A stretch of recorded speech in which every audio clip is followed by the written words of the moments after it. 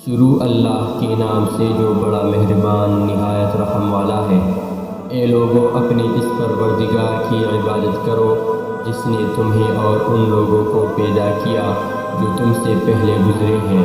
تاکہ تم پرہیزگار بن جاؤ۔ وہ پروردگار جس نے تمہارے لیے زمین کو بچھونا بنایا اور آسمان کو چھت اور آسمان سے پانی برسا دیا، پھر اس کے ذریعے تمہارے رزق کے طور پر پھل نکالے، لہٰذا اللہ کے ساتھ شریک نہ ٹھہراؤ جبکہ تم یہ سب باتیں جانتے ہو۔ اور اگر تم اس قرآن کے بارے میں ذرا بھی شک میں ہو جو ہم نے اپنے بندے محمد صلی اللہ علیہ وسلم پر اتارا ہے، تو اس جیسی کوئی ایک صورت ہی بنا لاؤ، اور اگر سچے ہو تو اللہ کے سوا اپنے تمام مددگاروں کو بلا لو۔ پھر بھی اگر تم یہ کام نہ کر سکو اور یقیناً کبھی نہیں کر سکو گے، تو ڈرو اس آگ سے جس کا ایندھن انسان اور پتھر ہوں گے، وہ کافروں کے لیے تیار کی گئی ہے۔ اور جو لوگ ایمان لائے ہیں اور انہوں نے نیک عمل کیے ہیں، ان کو خوشخبری دے دو کہ ان کے لیے ایسے باغات تیار ہیں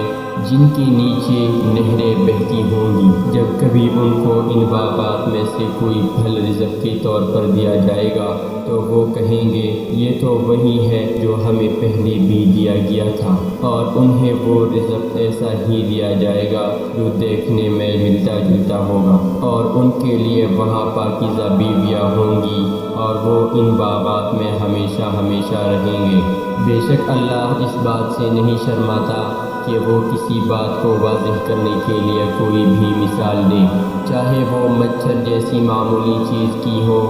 یا کسی ایسی چیز کی جو مچھر سے بھی زیادہ معمولی ہو۔ اب جو لوگ مومن ہیں وہ خوب جانتے ہیں کہ یہ مثال ایک حق بات ہے جو ان کے پروردگار کی طرف سے آئی ہے۔ البتہ جو لوگ کافر ہیں وہ یہی کہتے ہیں کہ بھلا اس حقیر مثال سے اللہ کا کیا مطلب ہے۔